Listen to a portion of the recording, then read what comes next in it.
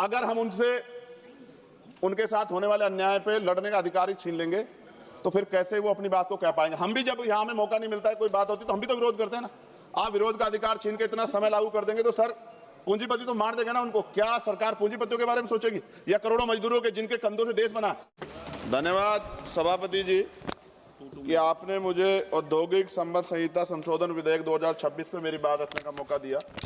किसी को क्या बताएं कितने मजबूर हैं हम, बस इतना समझ लीजिए मजदूर हैं हम। सभापति जी, मजदूर का पसीना सूखने से पहले उसको उसकी मजदूरी मिल जाए, ये बहुत महत्वपूर्ण है। मैं धन्यवाद दूंगा बाबा साहब अम्बेडकर को कि 15 अगस्त 36 को उन्होंने labour party of Indian labour party बनाई और उस मजदूरों की लड़ाई की शुरुआत की। 1942 में वो जब लेबर मिनिस्टर थे तो 12 घंटे से घटा के 8 घंटे काम किया, महिलाओं के लिए मातृत्व तो लाभ दिया और लेबर के जो सामाजिक सुरक्षा थी वो दिलाने का काम किया। अब मैं बिल पे आता हूं सभापति जी।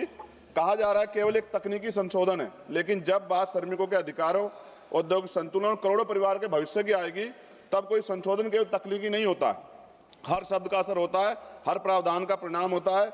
महोदय, वर्ष 2020 में सरकार ने 29 श्रम कानूनों को 4 श्रम संहिताओं में समाहित किया था।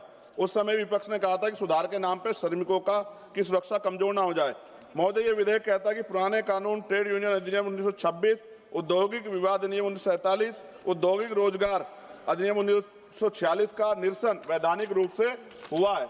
लेकिन मैं सरकार से पूछना चाहता हूं, क्या पुराने कानूनों में मौजूद श्रमिक सुरक्षा प्रावधानों का मूल्यांकन किया गया है?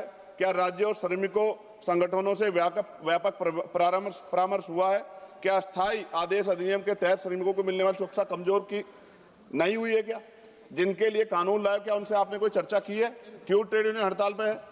सभापति जी, औद्योगिक संबंध संहिता 2020 के तहत 300 तक कर्मचारी वाले प्रतिष्ठानों को छटनी और तालाबंदी के लिए पूर्व अनुमति की आवश्यकता से मुक्त कर दिया गया। पहले ये सीमा 100 थी। देश में 70% से अधिक औद्योगिक इकाइयां 300 से कम कर्मचारियों वाली हैं। इसका मतलब बहुत बड़ी संख्या में श्रमिक अब बिना सरकारी अनुमति के छटनी का सामना कर सकते हैं। 300 कर्मचारियों की सीमा के तहत यदि छटनी आसान होती है तो सबसे पहले असुरक्षित वर्ग प्रभावित होंगे, जिनमें SC, ST, OBC के श्रमिक बड़ी संख्या में।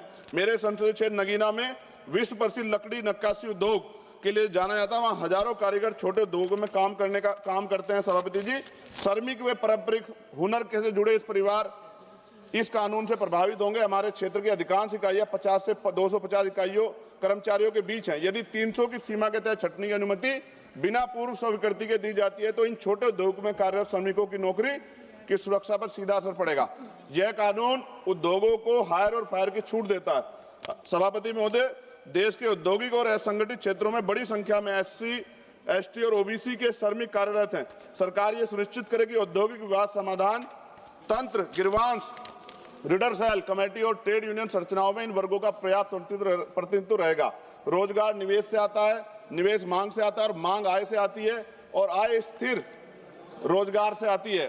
सभापति महोदय, हम सुधारों के विरोधी नहीं हैं, हम अस्पष्टता के विरोधी नहीं हैं, लेकिन हम ये चाहते हैं कि श्रमिकों के अधिकार सर्वोपरि हो, रोजगार सुरक्षा सुनिश्चित हो, यूनियन की स्वतंत्रता बनी रहे, राज्यों की भूमिका सम्मानित हो। नगीना के कारीगर केवल मजदूर नहीं है, वे हमारी सांस्कृतिक विरासत के संरक्षक हैं। उनके हाथों की कारीगरी भारत की पहचान है।